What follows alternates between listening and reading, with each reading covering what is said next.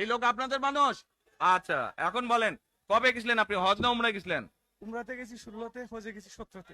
উমরাতে গেছেন 16তে, হজে গেছেন 17। এখন আমাকে বলেন, আপনি তো উমরা হজ করে আসছেন, যে মাইকের সামনে দাঁড়ান। আপনি কাবা শরীফে গেছেন, জি। কাবা শরীফের মালিক কে? আল্লাহ। জোরে বলেন। আল্লাহ। কাবা শরীফের মালিক কে? আল্লাহ। আল্লাহ। আমরা মুসলমান সবাই এই দিন দুনিয়ার, আমরা যে এই পৃথিবী দেখি, এই পৃথিবীর মালিক কে? আল্লাহ। এই সূর্য নক্ষত্র যা দেখি তার মালিক কে? আল্লাহ। বেহেশতের মালিক কে? আল্লাহ। দোজখের মালিক কে? আল্লাহ। আচ্ছা দাঁড়ান, এবার আপনি বসেন এখানে। আপনারা সকলেই সাক্ষী দিলেন দোজখের মালিক আল্লাহ, বেহেশতের মালিক আল্লাহ, এই পৃথিবীর মালিক আল্লাহ, কাবার মালিক আল্লাহ। আরে ভাই, যেটার মালিক আল্লাহ সেটা কি অন্য কেউ দেওয়ার ক্ষমতা রাখে? রাখে না। তাহলে কি দাঁড়ালো? নির্বাচনের আগেই একটি দল এই দিব ওই দিব বলছে, টিকিট দিব বলছে না?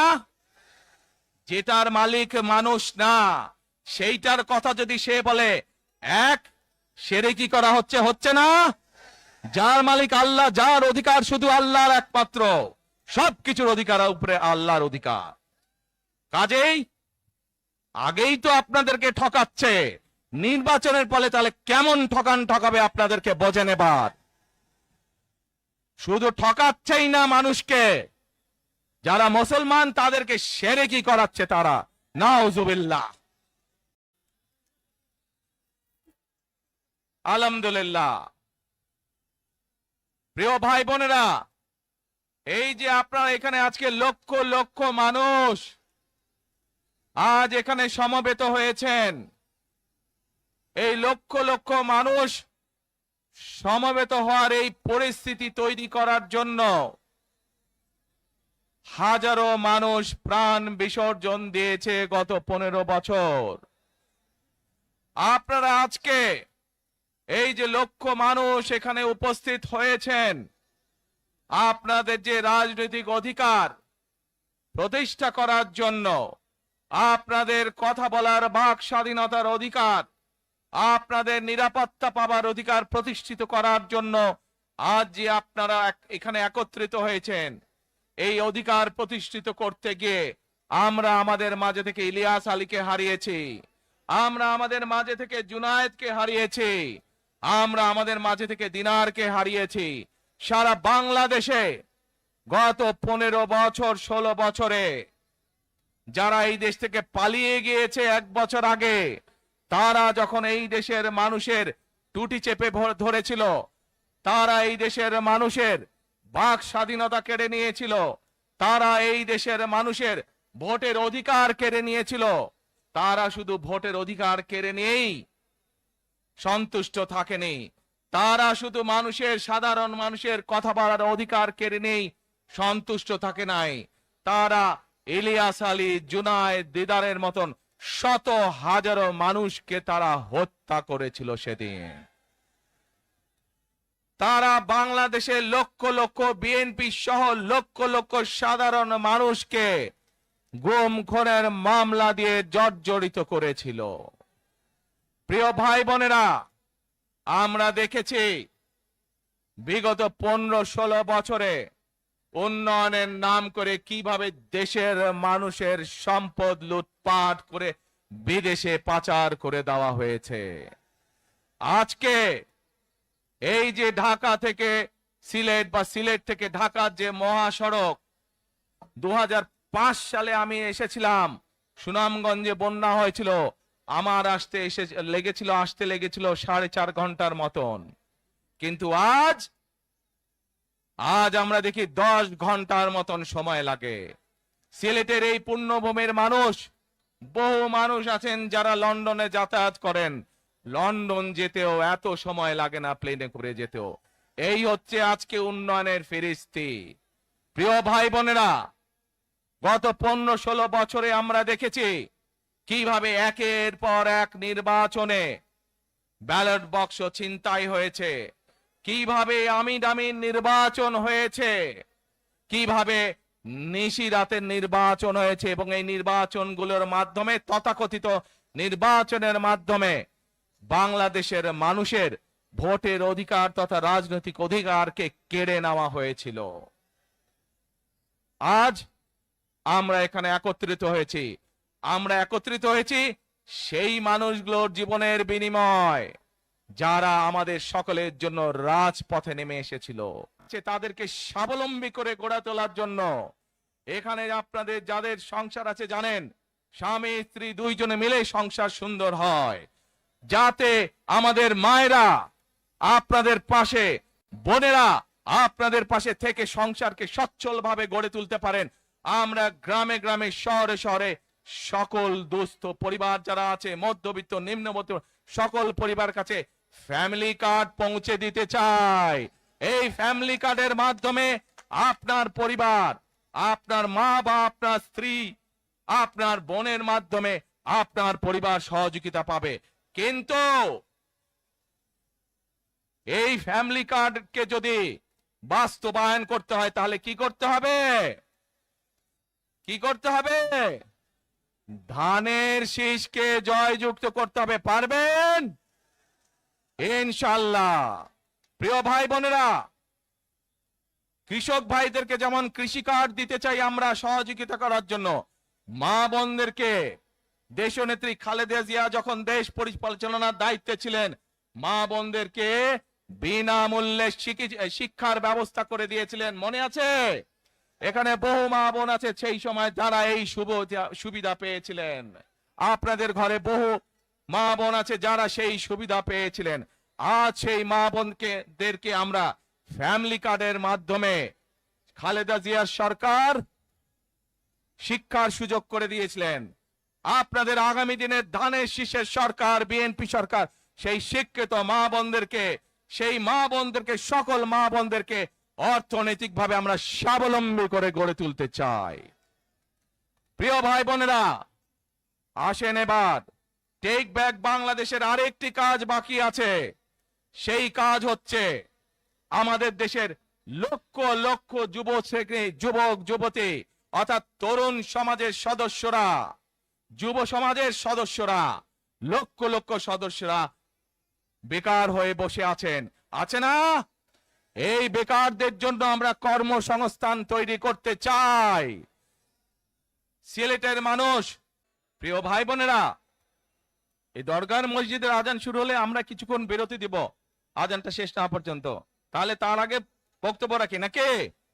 আচ্ছা, এই যে লক্ষ লক্ষ ভাই বোনেরা, সিলেটের মানুষ, অধিকাংশ মানুষ কোথায় যায়? লন্ডনে, তাই না? আরো অন্য অন্য দেশে যায়। কিন্তু এই যে মানুষগুলা যাচ্ছে, এই মানুষগুলোকে আমরা বিভিন্ন ভাবে ট্রেনিং দিতে চাই। ট্রেনিং দিয়ে ভাষা শিক্ষার মাধ্যমে আমরা এই মানুষগুলোকে দক্ষ করে গড়ে তুলতে চাই। সিলেটের বহু মানুষ সৌদি আরব সহ মধ্যপ্রাচ্যেরও বিভিন্ন দেশে যায়। আমরা এই মানুষগুলোকে দক্ষ করে গড়ে তুলে কর্মসংস্থানের সুযোগ তৈরি করতে চাই। কিন্তু সেই সুযোগ তৈরি করা একমাত্র তখনই সম্ভব যখন কে আপনারা ধানের শীষকে জয়যুক্ত করতে পারবেন। কি পারবেন? যুব সমাজের কর্মসংস্থান তৈরি করতে চাই। আমার লক্ষ লক্ষ ভাই বোনেরা বেকার হয়ে বসে আছে, আমরা তাদেরকে বেকার রাখতে চাই না। আমরা তাদের জন্য কাজের সংস্থান সৃষ্টি করতে চাই, কারণ তারা যাতে স্বাবলম্বী হতে পারে। তাদেরকে বিভিন্ন বিষয়ে ট্রেনিং দিয়ে আমরা দক্ষ শ্রমিক হিসেবে গড়ে তুলতে চাই, সেটি দেশের ভেতরে, দেশের বাইরে, যাতে করে তারা কর্মসংস্থানের ব্যবস্থা করতে পারে। সরকার থেকে আমরা ইনশাআল্লাহ সেই ব্যবস্থা গ্রহণ করব, যাতে সেই দক্ষ মানুষকে সারা পৃথিবীতে আমরা ছড়িয়ে ছিটিয়ে দিতে পারি, যাতে করে তারা স্বাবলম্বী হয়ে নিজের পায়ে দাঁড়াতে পারে। প্রিয় ভাই বোনেরা, আমরা বহু মানুষের জীবনের ত্যাগের বিনিময়ে আজকে এই গণতন্ত্রকে আমরা প্রতিষ্ঠিত করার পথে এগিয়ে যাচ্ছি। কিন্তু আমরা বিগত কিছুদিন ধরে খেয়াল করে দেখছি, বাংলাদেশের কোন মহল, এই দেশের ভেতরে কোন মহল ষড়যন্ত্রের চেষ্টা করছে। গত কয়েকদিন ধরে আপনারা দেখেছেন, পত্র পত্রিকায় এসেছে, বিভিন্ন সোশ্যাল মিডিয়াতে এসেছে, মধ্যপ্রাচ্য সহ বিভিন্ন দেশে পোস্টাল ব্যালট যেগুলো পাঠানো আছে সেগুলোকে কিভাবে ডাকাতি করা হয়েছে। ঠিক যারা এই দেশ থেকে পালিয়ে গেছে তারা যেভাবে আপনাদের ভোট ডাকাতি করেছিল, ঠিক একইভাবে আবার সেই ষড়যন্ত্র শুরু হয়েছে। দেখেছেন আপনারা? দেখেছেন? প্রিয় ভাই বোনেরা, সেই ষড়যন্ত্রের বিরুদ্ধে সজাগ থাকতে হবে। বিদেশে বসে তারা ষড়যন্ত্র করছে, একইভাবে আপনাদের আবার যে ইলিয়াস আলী, দিদার, জুনায়েদ সহ হাজারো মানুষের প্রাণের বিনিময়ে যে অধিকার আমরা অর্জন করেছি, 24-এর গণ আন্দোলনের, জনগণের আন্দোলনে এই সিলেট শহরে 13 জন আমাদের জীবন দান করেছে, 13টি প্রাণ ঝরে গিয়েছে আমাদের। প্রিয় ভাই বোনেরা, এই প্রাণগুলোর বিসর্জনের মাধ্যমে আমরা যেই অধিকার আদায়ের পথে নেমেছি, একটি কুচক্রী মহল এর এই ভেতরে ষড়যন্ত্র শুরু করে দিয়েছে।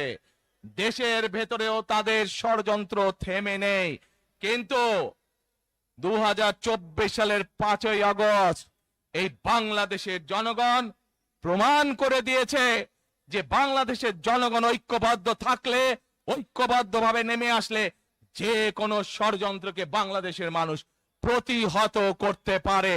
পারবেন আপনারা প্রতিহত করতে? ইনশাআল্লাহ।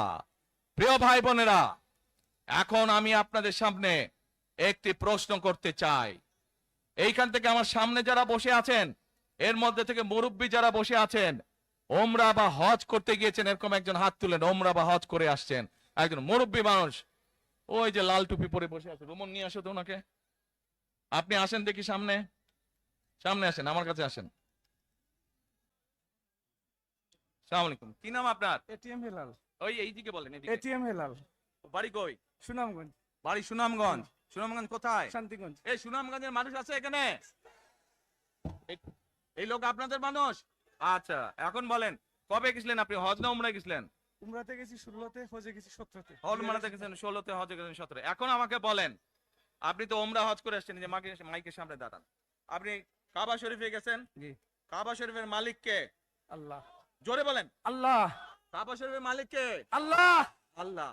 আমরা মুসলমান সবাই, এই দিন দুনিয়ার আমরা যে এই পৃথিবী দেখি, এই পৃথিবীর মালিক কে? আল্লাহ। এই সূর্য নক্ষত্র যা দেখি তার মালিক কে? আল্লাহ। বেহেশতের মালিক কে? আল্লাহ। দোজখের মালিক কে? আল্লাহ। আচ্ছা, দাঁড়ান, এবার আপনি বসেন এখানে। আপনারা সকলেই সাক্ষী দিলেন, দোজখের মালিক আল্লাহ, বেহেশতের মালিক আল্লাহ, এই পৃথিবীর মালিক আল্লাহ, কাবার মালিক আল্লাহ। আরে ভাই, যেটার মালিক আল্লাহ সেটা কি অন্য কেউ দেওয়ার ক্ষমতা রাখে? রাখে না। তাহলে কি দাঁড়ালো? নির্বাচনের আগেই একটি দল এই দিব ওই দিব বলছে, টিকিট দিব বলছে না? যেটার মালিক মানুষ না, সেইটার কথা যদি সে বলে, এক সেরে কি করা হচ্ছে? হচ্ছে না?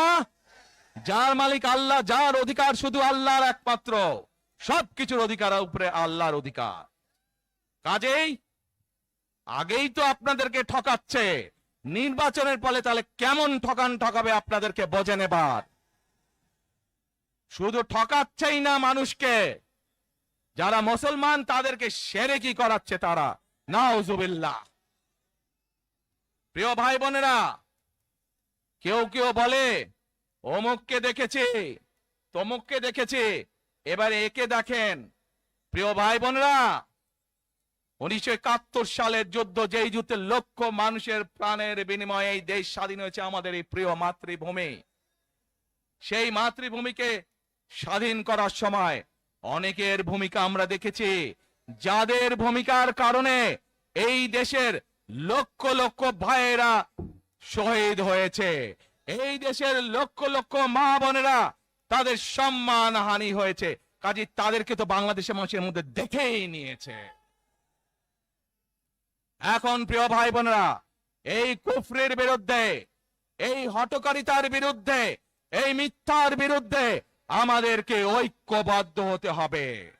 আমাদেরকে ওই যে টেক ব্যাক বাংলাদেশে থাকতে হবে। আমরা দেশকে স্বৈরাচার থেকে মুক্ত করেছি, এখন মানুষের অধিকারকে প্রতিষ্ঠিত করতে হবে।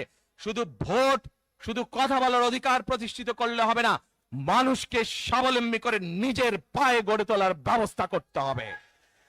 প্রত্যেকটি মানুষ, বাংলাদেশের মানুষ যাতে ঠিকভাবে, ভালোভাবে খেয়ে পড়ে বেঁচে থাকতে পারে, প্রত্যেকটি মানুষ যাতে নিরাপদে রাস্তায় চলতে পারে সেই ব্যবস্থা করতে হবে। সেটাই হচ্ছে টেক ব্যাক বাংলাদেশ। আমরা বিগত 15 বছর দেখেছি, অমুককে বলে এসেছি তমুককে ক্ষমতায় রাখার জন্য, বলেছিল না? সেজন্যই বলেছি দিল্লি নয়। আমরা দেখেছি যারা 71 সালে ছিল তারা কাদের সাথে লাইন দিয়েছিল, যাদের কথা একটু আগে বললাম, যারা মিথ্যা কথা বলে ঠকাচ্ছে মানুষকে, আমরা দেখেছি তাদের আস্তানা কোথায়। সেজন্যই বলেছি যেমন দিল্লি নয় তেমন পেন্ডি নয়, নয় অন্য কোন দেশ, সবার আগে বাংলাদেশ। এবং যেহেতু আমরা বিশ্বাস করি দেশের মানুষই হচ্ছে আমাদের রাজনৈতিক সকল ক্ষমতার উৎস, সেজন্যই আমরা দেশের মানুষের ভাগ্য উন্নয়নে বিশ্বাস করি। এবং সংক্ষেপে আপনাদের সাথে যেই কথা বললাম, শুধু ভোট এবং কথা বলার অধিকার না, বিএনপি চায় আপনাদের দেশের মানুষকে অর্থনৈতিকভাবেও স্বাবলম্বী করে তুলতে, দেশের নারী সমাজকে, মা বোনদেরকে, দেশের যুব সমাজকে, দেশের প্রত্যেকটি কৃষক সহ প্রত্যেকটি শ্রেণী পেশার মানুষকে বাংলা বিএনপি চায় আগামী দিনে ইনশাআল্লাহ সরকার গঠন করে প্রত্যেকটি মানুষকে স্বাবলম্বী করে গড়ে তুলতে। প্রিয় ভাই বোনেরা, সেজন্যই আমরা আরেকটি কথা বলি, আমরা দেখেছি কিভাবে শহীদ জিয়ার সময়, দেশে খালেদা জিয়ার সময় দেশকে আমরা এগিয়ে নিয়ে গেছিলাম, দেশে কলকারখানা তৈরি হয়েছিল, মানুষের কর্মসংস্থান ছিল, দেশের মানুষ বিদেশে গিয়েছিল।